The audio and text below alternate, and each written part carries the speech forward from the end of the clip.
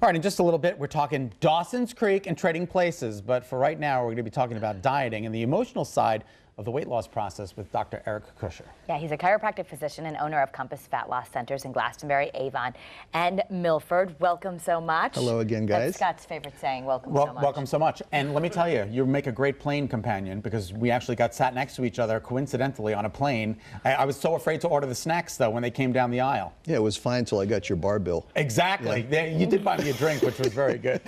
So we've talked a lot about what you do with the one-on-one attention, the DNA testing, the supplements, the dieting, all the stuff that you do. But if you don't deal with people's emotions about losing weight, then there's a big gap, right? Absolutely. You know, we've spent a lot of time together talking about the objective side of this, the DNA analysis, the body comp analysis. And if you just do that and you don't handle the emotional side of the patient and actually show that you care and bond with them and walk through them the entire process, you're nothing more than a technician. So the objective stuff works to get the results, but you're not going to succeed unless you bond with the patient and carry them through the whole walk. And how long is that walk? You say well, it depends upon the patient. If somebody comes in and they need to lose 30 pounds, it's going to be a relatively quick process. But we've paraded patients in front of you that have lost 100, 150 pounds. That's a protracted process, so we can stay with them for 18 months, 2 years. And if they lose their weight and they're successful, and they start to fall off track a little bit down the road, they know that they have that channel of communication back to us, so they can just come back and we'll help them stay on track again. Okay. You've done this a lot. What's the most common thing that starts to happen with people, emotional-wise, that maybe they start putting the weight back on? There's a couple of things. They'll either have a crisis in the family, either a health crisis or something, which throws them way off track, and they have a hard time getting back on. Or they'll go on that 2-week vacation and they'll pack on 15 pounds and they'll lose track and have a hard time connecting again. Those are the points where I tell patients, do not disappear from me. Just call us up. You need us, we'll get you back on track. Just don't do it 6 months later so we got 40 pounds to take off again. You know, I think it's interesting. A lot of people just like to eat, and that's how they gain weight. But so many other people out there have problems, and it leads them into this eating pattern. And unless they address those problems, they're going to continue the same pattern. Absolutely. You can't ignore the emotional, behavioral side of this. There is one.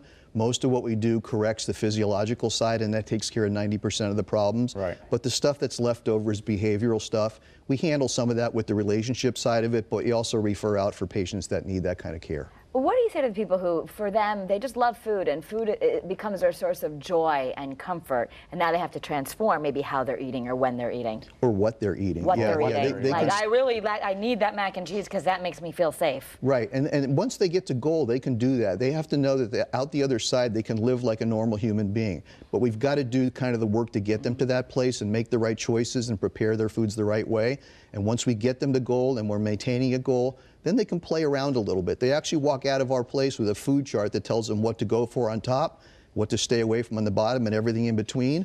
And if they'll spend half their time on the top of the chart and play around a little bit at the bottom, they'll do very well maintaining their weight in a really tight range. Is there an age range? Like, you know, is there like a certain young age that, you know, like under 10 years old, we don't take those patients? Or do you start kids off early? I would say 15 or 16 is the youngest patient we see, okay. Obviously with their parents' consent. Right. We've seen patients up into their 90s that we help lose weight. Wow. Yeah. That's great. Yeah. Wow. So there's no limitations. So when people go, and I know that part of what people love about Compass is that they get the one-on-one attention, and you can lose a lot of weight fast. What do you expect when that period is over? Do most people just go on and don't have any bumps, or most people are like, oh, they hit something and they need some help? Everybody has bumps. So I tell patients, don't ever focus on your day-to-day weight loss process.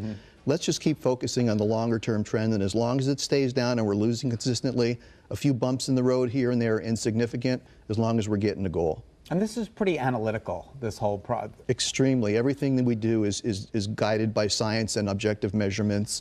We don't guess at any of it. Which is terrific. Yeah. All right, thank you so much, Doctor. And to learn more about Compass Fat Loss and schedule a consultation, you can head to compassfatloss.com. You can also call them, and the number is there on your screen. It's 800-735-2281. That's 800-735-2281. Thanks, Doc. We appreciate it. Thank you, guys. All right, up next.